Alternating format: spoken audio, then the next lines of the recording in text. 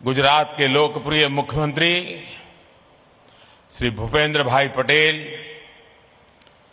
गुजरात सरकार में मंत्री जगदीश भाई, अन्य मंत्रिपरिषद के सारे वरिष्ठ सदस्य, CDS general Anil Chauhan ji, chief of air staff air chief marshal V R. Chaudhary, chief of naval staff admiral R. Hari Kumar, chief of army staff general Manoj Pande, अन्य सभी महानुभाव, विदेशों से आए हुए सभी गणमान्य महानुभाव, देवी और सज्जनों, गुजरात की धरती पर सशक्त, समर्थ और आत्मनिर्भर भारत के इस महोत्सव में आप सभी का हार्दिक स्वागत है।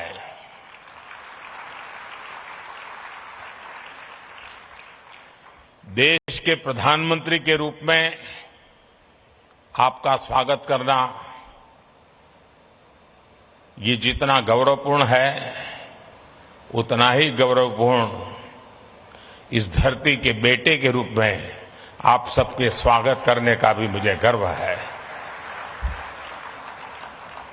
डेफ एक्सपो 2022 का ये आयोजन नए भारत की ऐसी भव्य तस्वीर खींच रहा है जिसका संकल्प हमने अमृतकाल में लिया है।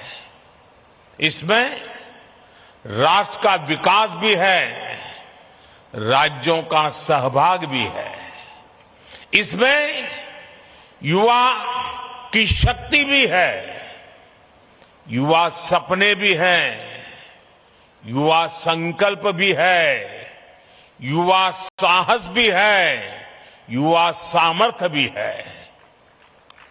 इसमें विश्व के लिए उम्मीद भी है, मित्र देशों के लिए सहयोग के अनेक अवसर भी हैं। साथियों, हमारे देश में डिफेंस एक्सपो पहले भी होते रहे हैं, लेकिन इस बार का डिफेंस एक्सपो अभूतपूर्व है। एक नई शुरुआत का प्रतीक है।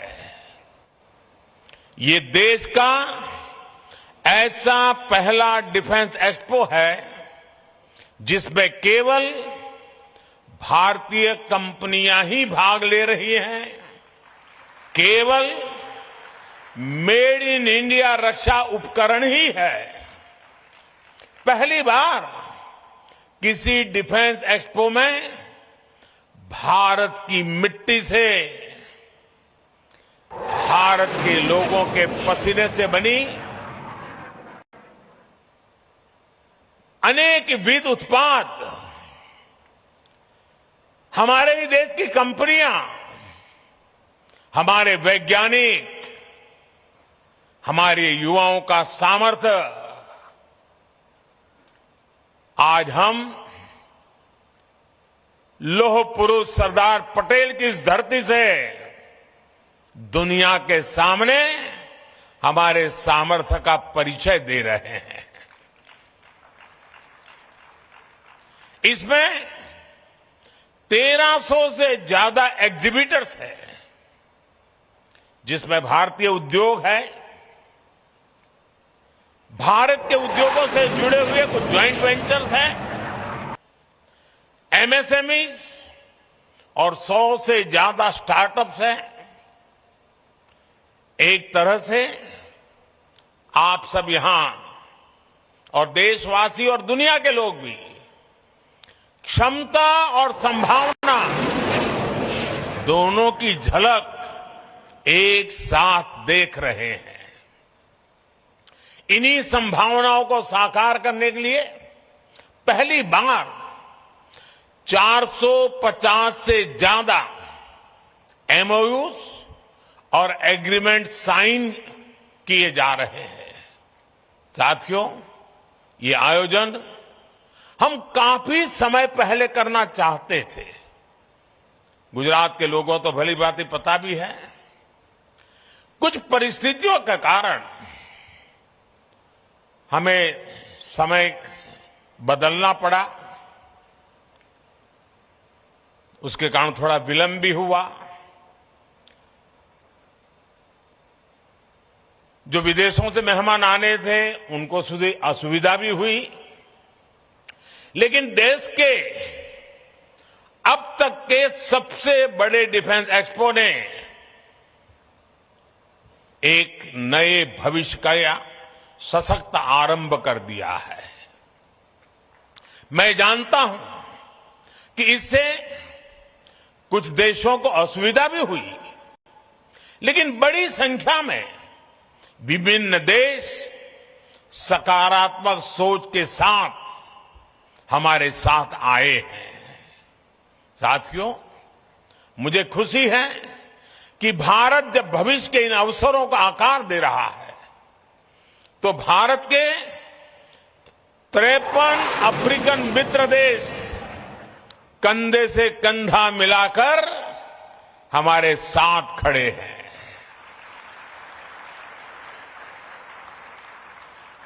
इस अवसर पर दूसरा इंडिया अफ्रीका डिफेंस डायलॉग भी आरंभ होने जा रहा है। भारत और अफ्रीकन देशों के बीच ये मित्रता, ये संबंध उस पुराने विश्वास पर टिके हैं जो समय के साथ और मजबूत हो रहा है, नया आयाम छू रहा है। मैं अफ्रीका से आए अपने साथियों को बताना चाहता हूं कि आज आप गुजरात की जिस धरती पर आए हैं, उसका अफ्रीका के साथ बहुत पुराना और आत्मीय संबंध रहा है। अफ्रीका में जो पहली ट्रेन चली थी, उसके निर्माण कार्य में इसी गुजरात के कच्छ से लोग अफ्रीका गए थे और उन्होंने मुश्किल अवस्था में हमारे कामगारों ने जी जान से काम करके अफ्रीका में आधुनिक रेल, उसकी नींव रखने में बहुत बड़ी भूमिका निभाई थी।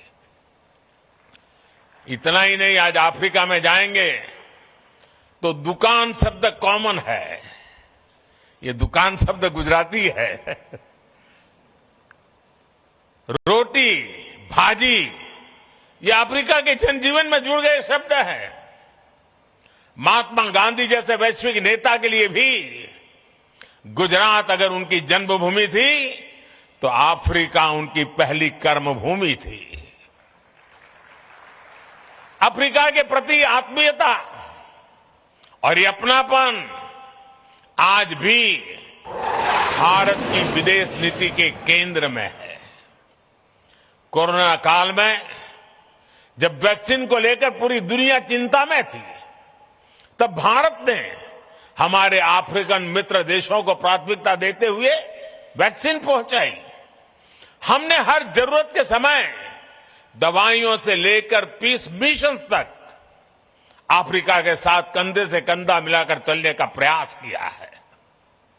अब रक्षा क्षेत्र में हमारे बीच का सहयोग और समन्वय इन संबंधों को नई ऊंचाई देंगे।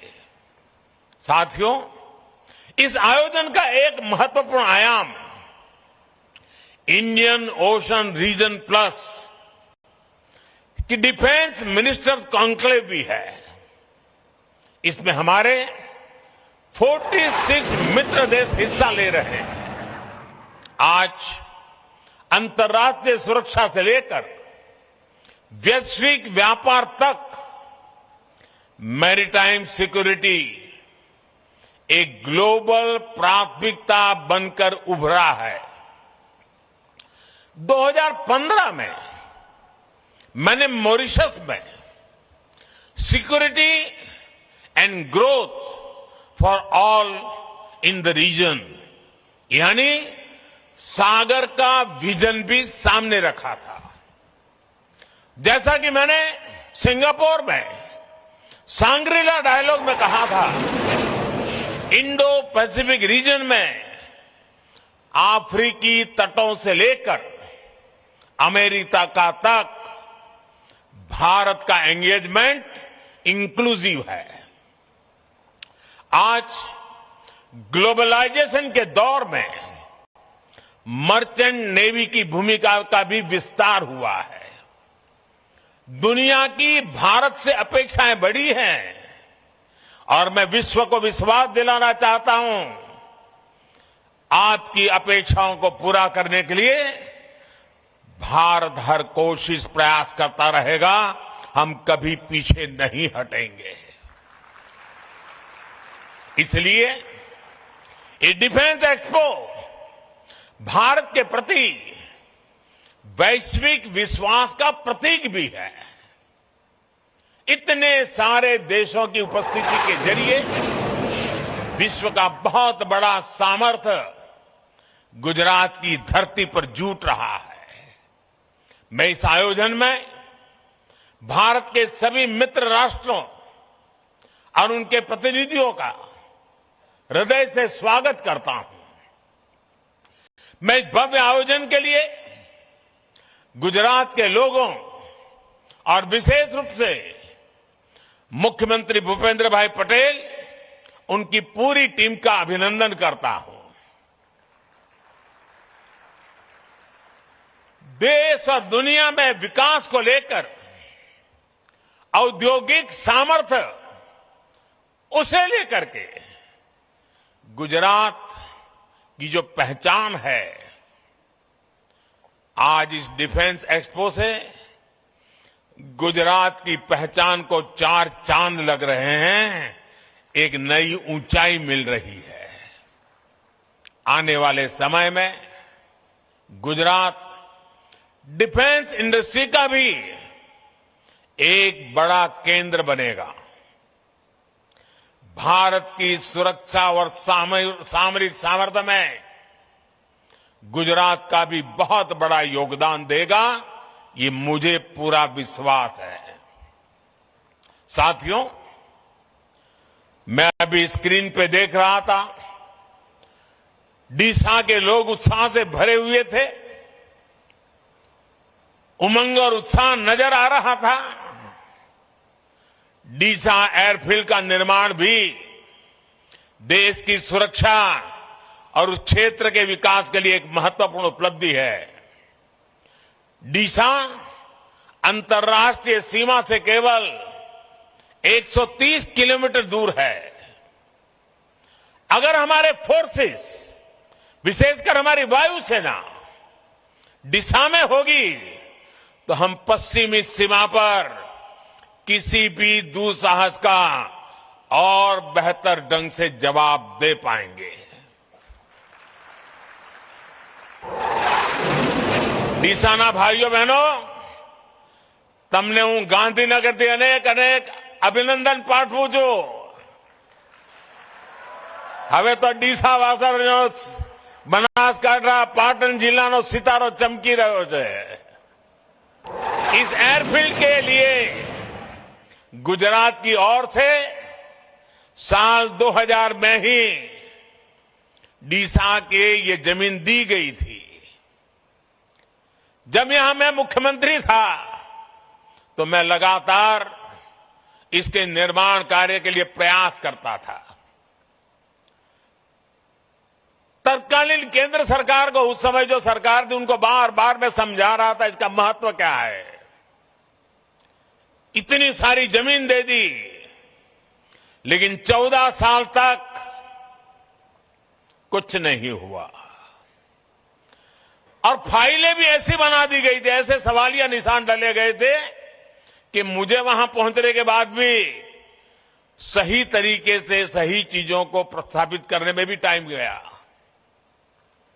सरकार आने के बाद हमने डीसा में ऑपरेशनल बेस बनाने का फैसला लिया और हमारी सेनाओं की अपेक्षा आज पूरी हो रही है। मेरे डिफेंस के साथी जो भी चीफ ऑफ डिफेंस साहब बने, हर किसी ने मुझे हमेशा इस बात की याद दिलाई थी और आज चौधरी जी के नेतृत्व में ये बात सिद्ध हो रही है। जितना अभिनंदन डीसा को है उतना ही अभिनंदन मेरे एयरफोर्स के साथियों को भी है। ये क्षेत्र अब देश की सुरक्षा का एक प्रभावी केंद्र बनेगा। जैसे बनासकांठा और पाटन, उसने अपनी एक पहचान बनाई थी। वो पहचान थी बनासकांठा पाटन गुजरात में सौर शक्ति, सोलर एनर्जी का केंद्र बनकर उभरा है। वही बनासकांठा और पाटन अब देश के लिए वायु शक्ति का भी केंद्र बनेगा। साथियों, किसी भी सशक्त राष्ट्र के लिए भविष्य में सुरक्षा के मायने क्या होंगे, स्पेस टेक्नोलॉजी इसका एक बहुत बड़ा उदाहरण है। मुझे बताया गया है कि तीनों सेनाओं द्वारा इस क्षेत्र में विभिन्न चुनौतियों की समीक्षा की गई है, पहचान की गई है। हमें इनके समाधान के लिए तेजी से काम करना होगा। मिशन डिफेंस स्पेस देश के प्राइवेट सेक्टर को भी अपने सामर्थ्य दिखाने का अवसर देगा। स्पेस में भविष्य की संभावनाओं को देखते हुए भारत को अपनी इस तैयारी को और बढ़ाना होगा।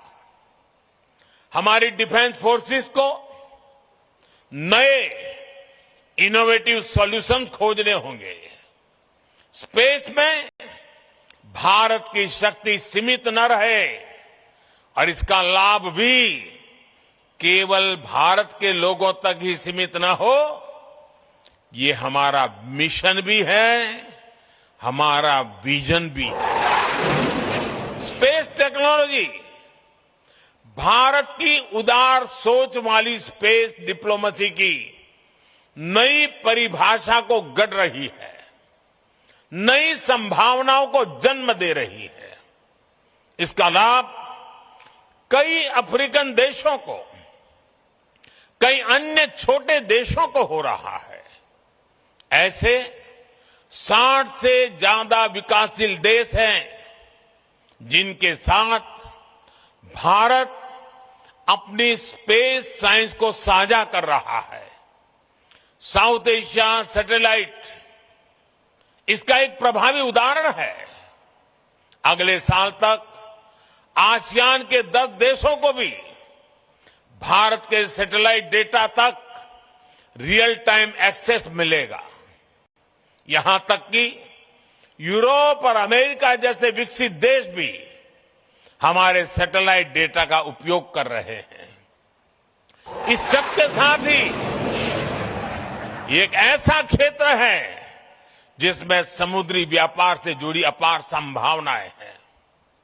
इसके जरिए हमारे मछुआरों के लिए बेहतर आय और बेहतर सुरक्षा के लिए रियल टाइम सूचनाएं मिल रही हैं।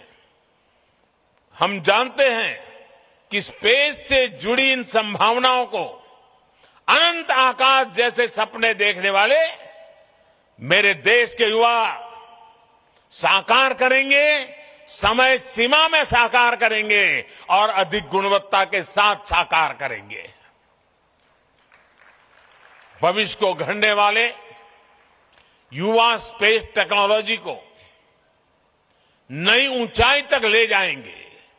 इसलिए ये विषय डिफेंस एक्सपो की एक महत्वपूर्ण प्राथमिकता है। गुजरात की इस धरती से डॉक्टर विक्रम साराभाई जैसे वैज्ञानिक की प्रेरणा और गौरव भी जुड़ा हुआ है। वो प्रेरणा हमारे संकल्पों को नई ऊर्जा देगी। और साथियों, आज बात जब डिफेंस सेक्टर की बात होती है, फ्यूचर वॉरफेयर की बात होती है, तो इसकी कमान एक तरह से युवाओं के हाथ में है। इसमें भारत के युवाओं को उनके इनोवेशन और रिसर्च की भूमिका बहुत बड़ी है। इसलिए ये डिफेंस एक्सपो भारत के युवाओं के लिए उनके फ्यूचर की विंडो की तरह है। साथियों, रक्षा क्षेत्र में भारत इंटेंट, इनोवेशन और इम्प्लीमेंटेशन के मंत्र पर आगे बढ़ रहा है। आज से 8 साल पहले तक भारत की पहचान दुनिया के सबसे बड़े डिफेंस इंपोर्टर के रूप में होती थी। हम दुनिया भर से माल खरीदते थे, लाते थे, पैसे देते रहते थे। लेकिन न्यू इंडिया ने इंटेंट दिखाया, इच्छा शक्ति दिखाई और मेक इन इंडिया आज रक्षा क्षेत्र की सक्सेस स्टोरी बन रहा है। पिछले 5 वर्षों में हमारा रक्षा निर्यात, हमारा डिफेंस एक्सपोर्ट 8 गुना बढ़ा है। दोस्तों, हम दुनिया के 75 से ज्यादा देशों को रक्षा सामग्री और उपकरण एक्सपोर्ट कर रहे हैं, निर्यात कर रहे हैं। 2021-22 में भारत का डिफेंस एक्सपोर्ट $1.59 बिलियन यानी करीब 13,000 करोड़ रुपए हो चुका है। और आने वाले समय में हमने इसे $5 बिलियन यानी 40,000 करोड़ रुपए तक पहुंचाने का लक्ष्य रखा है। ये निर्यात, एक्सपोर्ट केवल कुछ उपकरणों तक सीमित नहीं है, केवल कुछ देशों तक सीमित नहीं है। भारतीय रक्षा कंपनियां आज ग्लोबल सप्लाई चेन का महत्वपूर्ण हिस्सा बन रही है। हम ग्लोबल स्टैंडर्ड के स्टेट ऑफ आर्ट उपकरणों की सप्लाई कर रहे हैं। आज एक और कई देश भारत के तेजस जैसे आधुनिक फाइटर जेट में दिलचस्पी दिखा रहे हैं, तो वहीं हमारी कंपनियां अमेरिका, इजरायल और इटली जैसे देशों को भी रक्षा उपकरणों के पार्ट सप्लाई कर रही है। साथियों, हर भारतीय को गर्व होता है जब वो सुनता है कि भारत में बनी ब्रह्मोस मिसाइल अपनी कैटेगरी में सबसे घातक और सबसे आधुनिक मानी जाती है। कई देशों के लिए ब्रह्मोस मिसाइल उनकी पसंदीदा चॉइस बनकर उभरी है। साथियों, भारत की टेक्नोलॉजी पर आज दुनिया भरोसा कर रही है, क्योंकि भारत की सेनाओं ने उनकी क्षमताओं को साबित किया है। भारत की नौसेना ने आईएनएस विक्रांत जैसे अत्याधुनिक एयरक्राफ्ट कैरियर को अपने बेड़े में शामिल किया है। ये इंजीनियरिंग का विशाल और Virat masterpiece Cochin shipyard limited के स्वदेशी तकनीक से बनाया गया है। भारतीय वायुसेना ने मेक इन इंडिया के तहत बनाए गए प्रचंड लाइट कॉम्बैट हेलीकॉप्टर्स को शामिल किया है। इसी तरह हमारी थल सेना भी आज स्वदेशी तोपों से लेकर कॉम्बैट गन्स तक भारतीय कंपनियों से खरीद रही है। यहां गुजरात के हजीरा में बन रही मॉडर्न आर्टिलरी आज देश की सीमा की सुरक्षा बढ़ा रही है। साथियों, देश को इस मुकाम तक लाने के लिए हमारी नीतियां, हमारे रिफॉर्म्स और ईज ऑफ डूइंग बिजनेस में बेहतरी की भी बड़ी भूमिका है। भारत ने अपने रक्षा खरीद बजट का 68% भारतीय कंपनियों के लिए निर्धारित किया, ईयरमार्क किया है। यानी जो टोटल बजट है उसमें से 68% भारत में बनी, भारत के लोगों के द्वारा बनी हुई चीजों को खरीदने के लिए हमने ईयरमार्क कर दिया है। ये बहुत बड़ा निर्णय है और ये निर्णय इसलिए हुआ है कि भारत की सेना को जो प्रगतिशील नेतृत्व मिला है, उस सेना में बैठे हुए लोगों के हौसले के कारण ये निर्णय हो पा रहा है। ये राजनीतिक इच्छा शक्ति से होने वाले निर्णय नहीं है, ये निर्णय सैन्य की इच्छा शक्ति से होता है। और आज मुझे गर्व है कि मेरे पास ऐसे जवान हैं, मेरे सेना के ऐसे अफसर हैं कि ऐसे महत्वपूर्ण निर्णयों को वो आगे बढ़ा रहे हैं।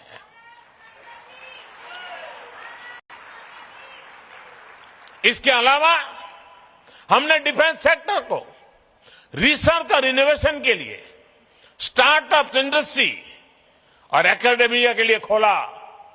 25% रिसर्च बजट हमने बाहर जो एकेडमिया है, नई पीढ़ी है, उनके हाथ में सुपुर्द करने का साहसपूर्ण निर्णय किया है। और मेरा भरोसा मेरे देश की युवा पीढ़ी में है। अगर भारत सरकार उनको 100 रुपया देगी, मुझे पक्का विश्वास है वो देश को 10,000 रुपया लौटा करके दे देंगे। ये मेरे देश की युवा पीढ़ी में था।